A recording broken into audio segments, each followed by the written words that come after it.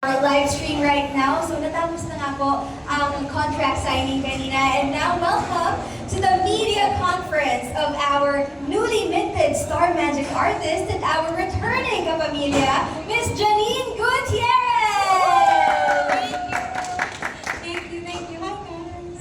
Hi Janine. At kasama pa rin natin of course ang ating friends from the media. Palakpakan naman natin sila. Thank you so much. Maraming salamat po for being here. Salamat. Kanina pa sobrang thankful si Janine. Sinasabi niya ang ganda nung styling ng place. And ito na nga, kaya siya blue kasi ito daw yung favorite color mo. Yes. That's the reason why everything's Kahit blue anong today. blue. Thank you, super ganda. Thank you, Kuya Alan. Kuya Marky, thank you for my contract signing. Thank you po. Personalized talaga siya for you. Thank Yes. And kanina nga na-surprise tayo ni Jericho Rosales. Kaya naman na-planning na po si Janine. Sabi niya, bakit may isa pang chair doon? Tinatanong niya, may papasok pa ba?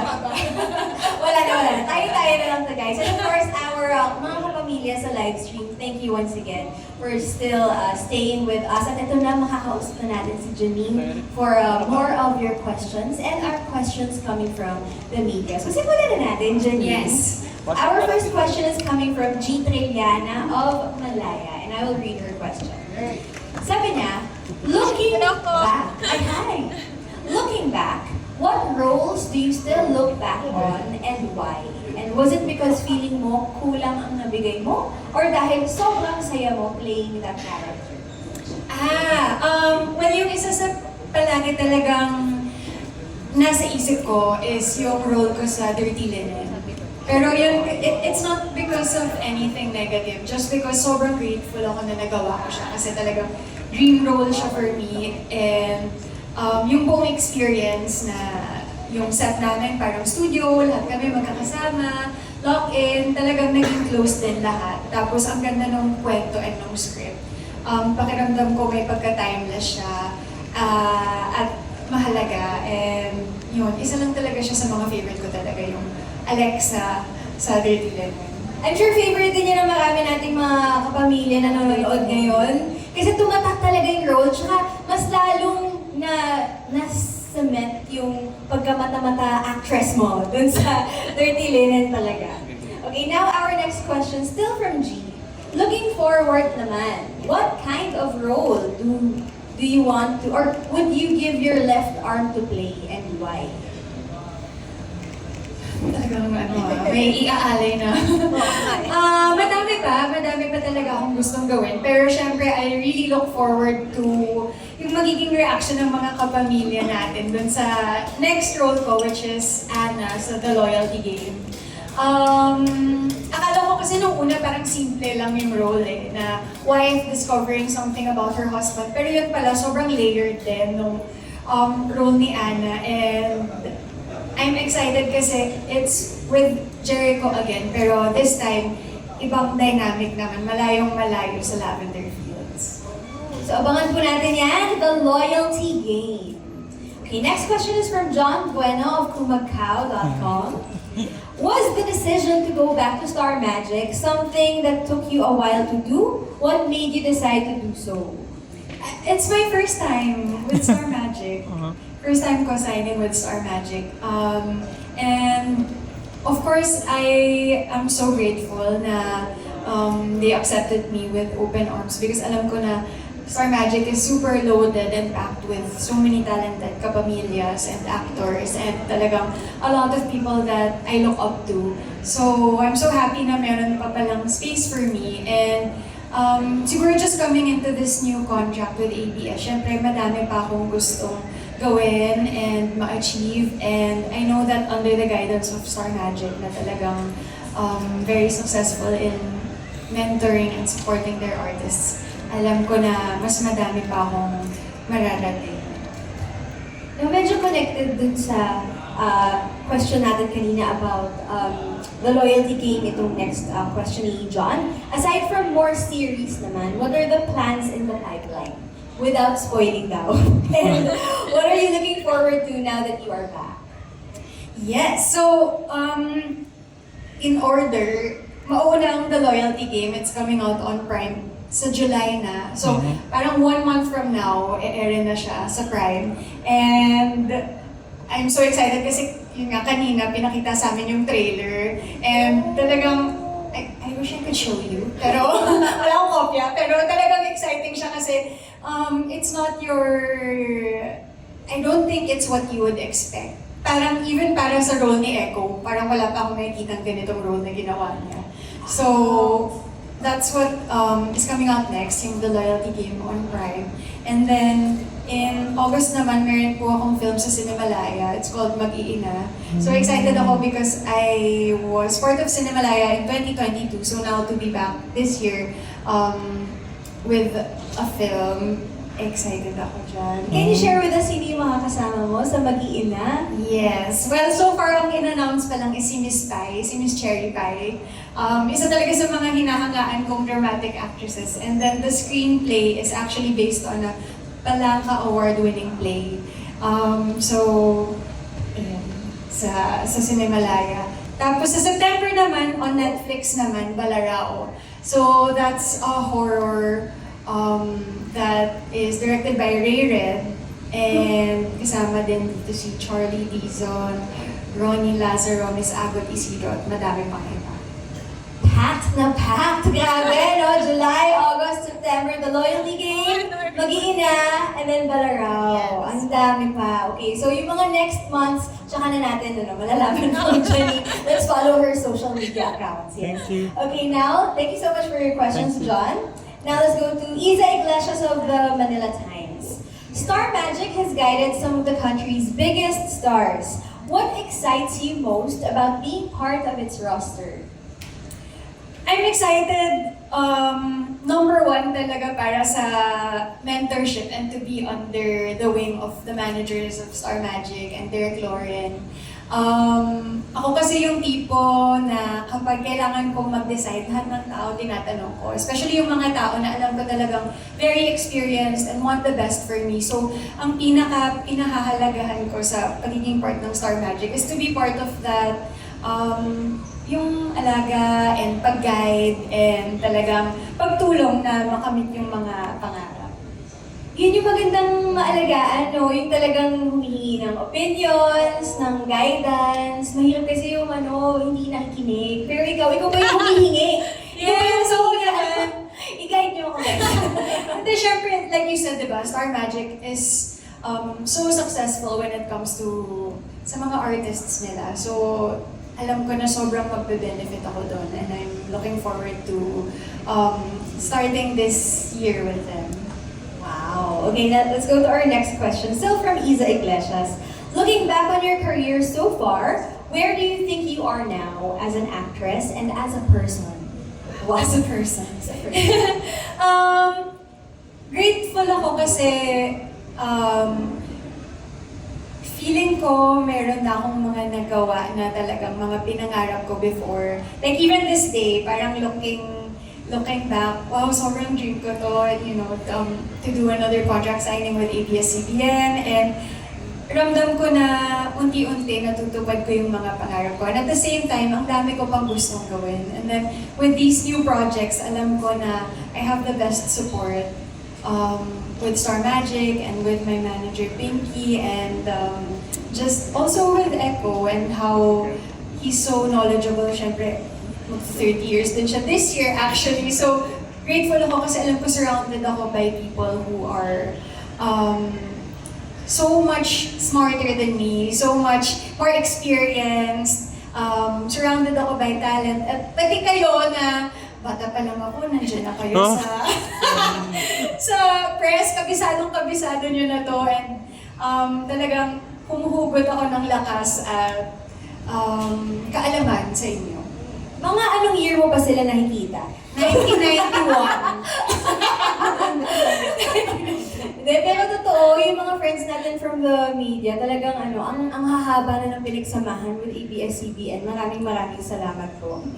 Okay, now let's go to our next question from Tita Cora. Tita Cora. Diba? Ako ay kinabahan ako eh. Si Tita Cora. Tita Cora, OG Diaz Showbiz Update. Hi, hello po. Janine, You've been in the industry for many years. Ano ang isang bagay tungkol sa sarili mo na ngayon mo lang tunay na na-appreciate sa paglipas ng panahon? Siguro,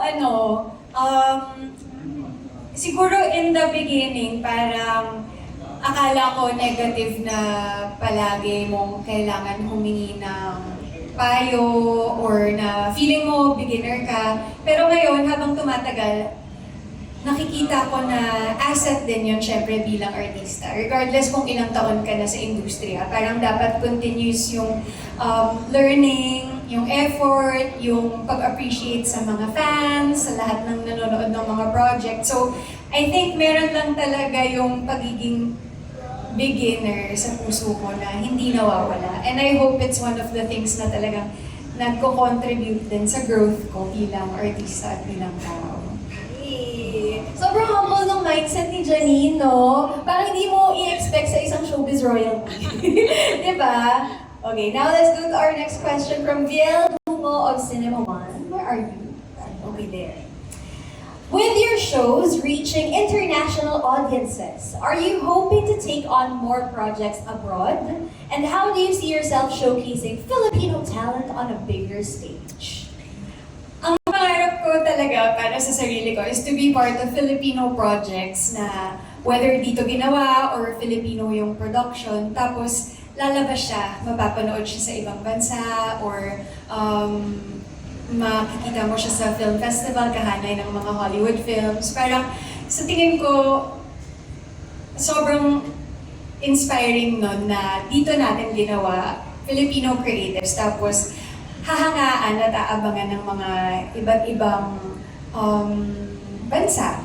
And it's also our way of showing our culture. Kumbaga, di ba sa Korean, talagang na-promote din nila yung culture nila through their shows and through their projects. So, yun din yung pangarap ko para sa mga project na ginagawa ko. Like, one of the things, share ko lang. Sa Loyalty Game kasi, nag-shoot kami sa Iloilo at saka sa Bacolod. So, ang dami naming location ng mga heritage houses na Filipino. And ang gaganda, makikita mo talaga yung kultura natin at yung, even yung regional na culture sa Negros, talagang nakaka-proud at world-class. So, happy ako na our shows, like the Loyalty Game, they're also streamed globally. Kasi bilang kapamilya, gusto din talaga natin maabot yung mga kapamilya natin sa ibang bansa at yung mga ibang kultura. So thank you, Prime. Yes, Tama, no? thank you, Prime, Prime. thank you. Netflix and ABS-CBN and TFC. Yes. Alam ko sa mga kapamilya abroad. Makikita po natin ang The Loyalty Game sa Prime. Tapos, si Balaraw, nababa sa Netflix there. Okay. Now, punta naman tayo. Thank you so much, Gil. Punta naman tayo kay Charmy Joy Pagulang, a Philippine star. Over there. Okay, Miss Charmy, thank you. Now that you're with Star Magic, what changes do you expect in your career and projects? Siguro parang alam ko na ang daming nag-iisip para sa akin. Yung I don't really have to worry na magkakamali ako ng desisyon or parang alam ko na suportado ako ng pamilya ko. Parang ganun yung feeling na somebody is helping me achieve my dreams. At saka yung kilala nila ako at tutulungan nila ako sa mga gusto ko pang magawa. Actually, nung una akong nung una akong nakaakyat sa Star Magic office, nakwento ko na din kay Direk Lauren. Direk, ito po kasi yung mga ipapatayo ko, ito po yung mga pinag-iipunan ko. So, Bakit nakaka-pressure yun for Direk Lauren, ah? pero what's nice is sobrang na-appreciate niya na sinishare ko sa kanya, hindi lang yung goals ko sa trabaho, pero pati yung para sa amin ng pamilya ko. And then, yung response niya at ng managers ko is, okay, sige, kaya natin yan together. So feeling ko talaga, ang dami kong naging bagong kakampi. Sa buhay. Ang ganda ng strategy na yun, ah. Direk, ito yung plano ko, ah. Help me achieve this. Okay, thank you so much. Ngayon naman, punta tayo kay, still from Charmy. Second question. Can fans expect to see a different side of you in future roles? Yes, sobra. Actually, ito pong loyalty game talaga. As in, hindi ko, hindi ko talaga siya in-expect na magiging super challenging siya. Akala ko kasi nung ginawa ko yung Iris na kontrabida, ang challenging na yun for me. And I thought na now, since hindi naman ako yung parang kontrabida, akala ko mas parang comfort zone ko. Hindi pala. Hindi pala kasi sobrang layered nung role. Nung babae, meron siyang personal issues, meron siyang issues sa marriage niya, and it's not a drama pala. Parang meron siyang mystery element, may thriller element siya, and ibang klase din ang hiningi ni Direk May sa akin at sa mga artista dito. So would you say may mga first experiences ka dito? Yung first time mo na experience? Yes, super. And thank you pala Direk May. Thank you so much for your message. Alam ko busy ka, so thank you. Sobrang ginayad niya kami dito sa The Loyalty Game. Siyempre, hindi niyo pa alam yung sinasabi ko, no? Kasi wala akong trailer, pero abangan niyo na lang at balikan niyo itong mga sinasabi ko. Madaming first. Kahit wala pang trailer, alam mo, ramdam na ramdam namin yung excitement sa'yo. Di ba? Parang feel ko talaga sa kanya na, oh my gosh, guys, abangan nyo to. Okay, so abangan po natin yan, The Loyalty Game. Okay, thank you so much, Ms. Charmy. Thank you. Let's go to Mikey Viñas of Kapamilya Vines. Okay, so, marami na tayong nakikitang stars sa other networks. Do you also consider working on a collab project with GMA now? Yeah, of course. Actually, nakasalubong ko sa taas yung naglo-long test sila ng bagong project ni Sharon, which I know is a collab with GMA, di ba? Yung Honor Thy Mother. So, sobrang cool lang kasi in recent years, di ba, parang nagbukas yung pinto sa Kapamilya at Kapuso. And of course, ako din bilang former Kapuso, I'm always grateful to them sa lahat ng tulong nila sa akin at the start of my career.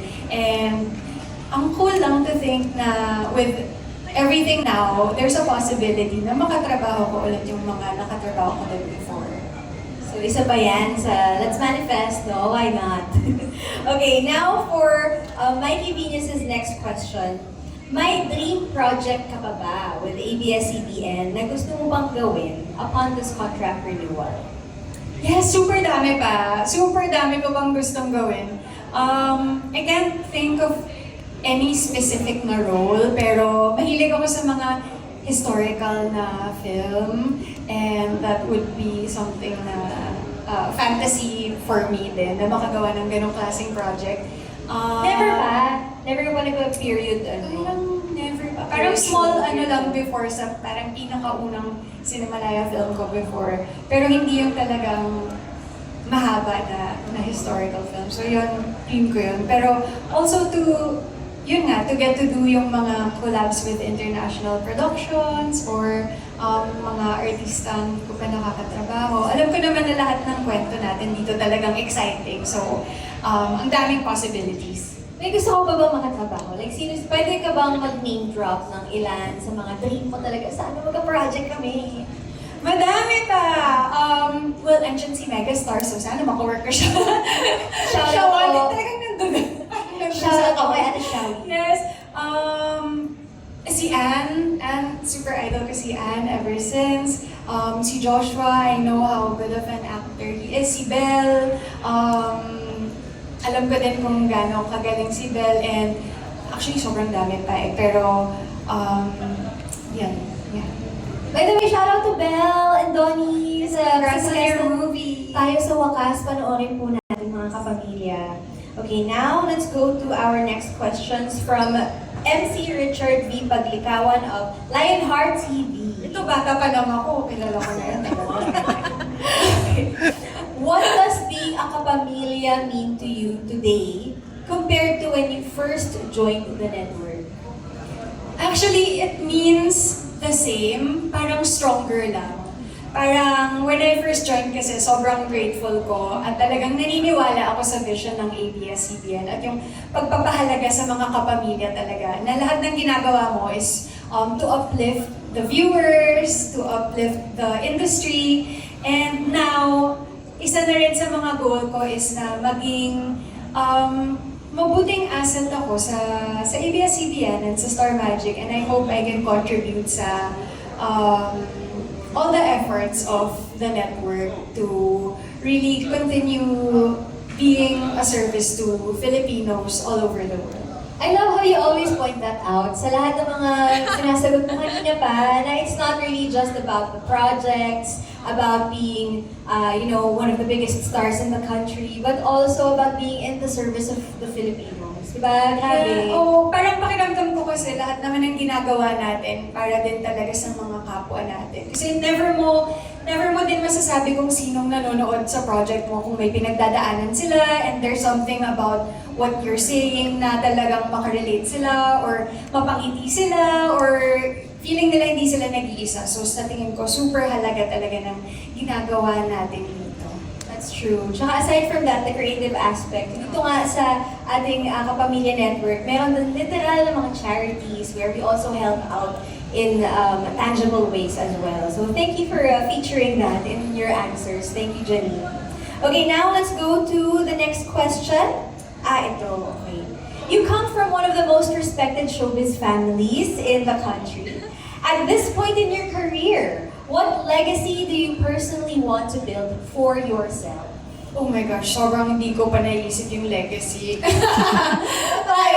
Parang at this point, gusto ko lang na talagang galingan. Goal ko yung mga maliliit na bagay na makakuha ng good job kay Direk, sa eksena to, or na yung sinabi ni Tita Cory na, napanood namin yung pilot, maganda. Parang it's those little things. Or yung mga comment na inaabangan namin tong teleserye mo, or na, pinapanood namin to dito sa UK or kung saan man. It's those little things that are my goal talaga. At saka na yung, alam ko na, binigay ko lahat. Yes, talaga yung mag-stay ka sa mga puso ng mga taong makapanood, no? I think naman na-achieve mo na yun, Janine. Thank you. Okay, now let's go to the next question. You have worked with a lot of people in the industry over the years of your acting career. Is there a piece of advice that you have received on set that has stayed with you until now or up to now? Yes. Well, si Miss Pai kasi is really one of the people that I look up to na parang we also have like such a good relationship and isa din siya sa mga una kong naka-work dito sa ABS-CBN when I did Marry Me, Marry You 5 years ago. Siya yung nanay ko doon. And palagi lang niyang pinaalala noon na lahat naman ng mga emosyon comes from truth. So, pag pagod ka na or kapag feeling mo na-pressure ka kasi kailangan mo umiyak or nakasulat sa script, breakdown, or parang yung na kinakabahan ka, parang babalik ka lang talaga sa truth ng nararamdaman mo at sa gusto mong i-share sa eksena. So, itong binigay niyang advice, was this during Mag-iina or before pa? No, sa Marry Me pa. Actually, I don't know if she really gave it as advice, but it's something that she said. Oh, okay. Shout out po to Miss Pai if you're watching. Okay, ito medyo na pasadahan natin ng konti pero may dagdag pa, so baka you'd like to expand on or expound on it. May dream collaboration ka ba ngayon? It can be an actor, actress, or director, and why? Yeah, madami pa po akong dream director ba? Well, dito sa ABS, syempre si Direk Cathy.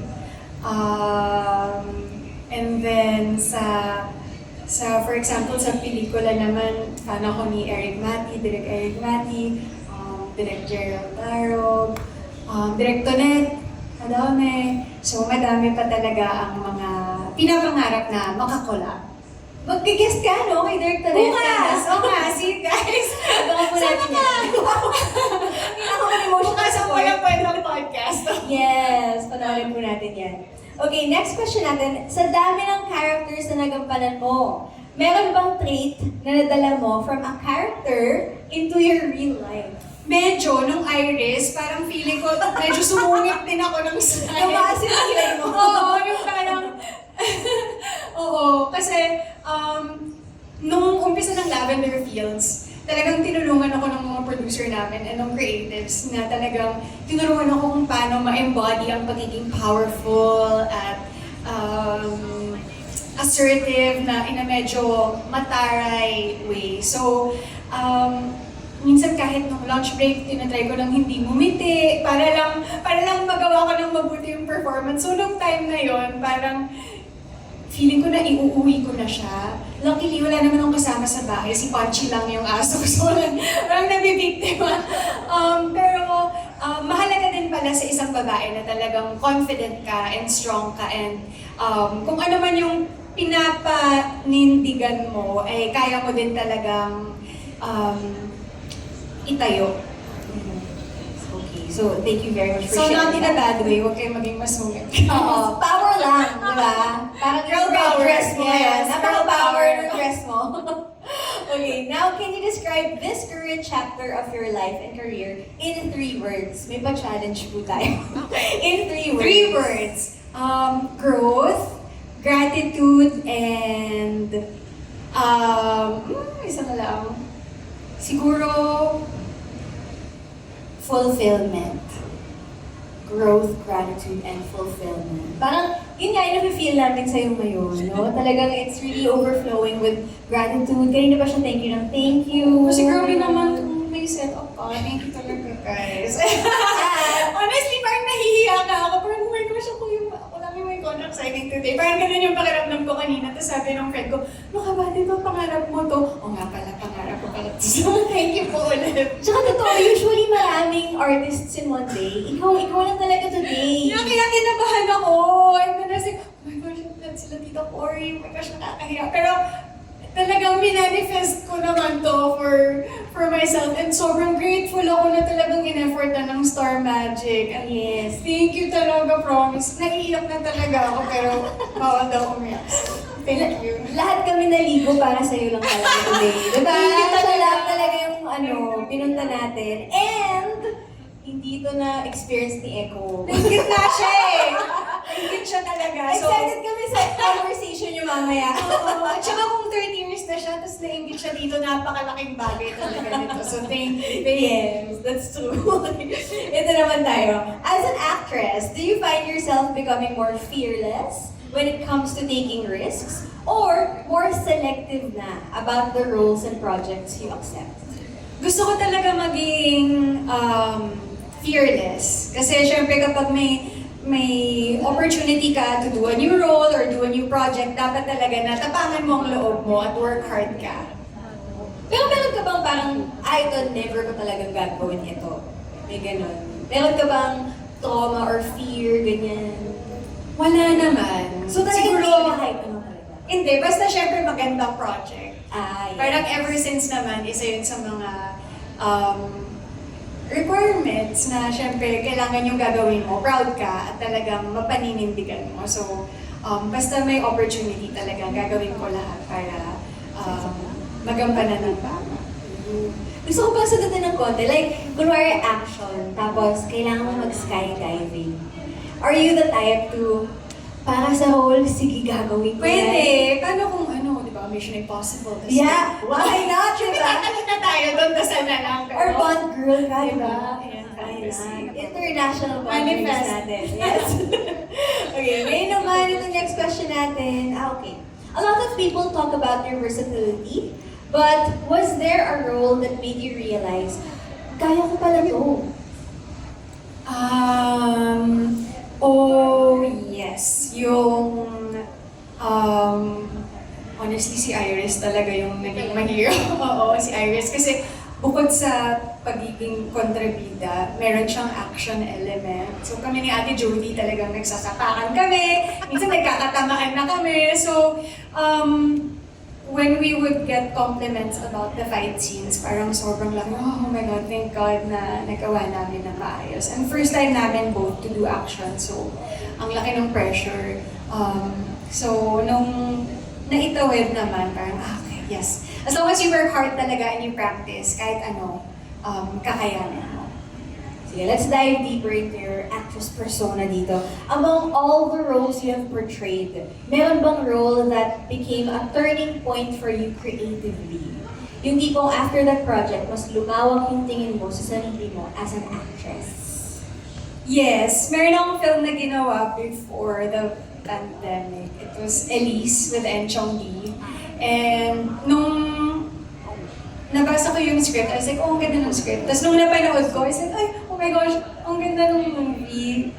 Walang ano, hindi biased, pero yung outside, watching as an outsider. As a fan, oo. As an outsider, sobrang enjoyable ng movie. And that's what really inspired me na to do projects that I believe are going to make people happy. And whether it be happy or emotional or inspired, basta yung alam ko na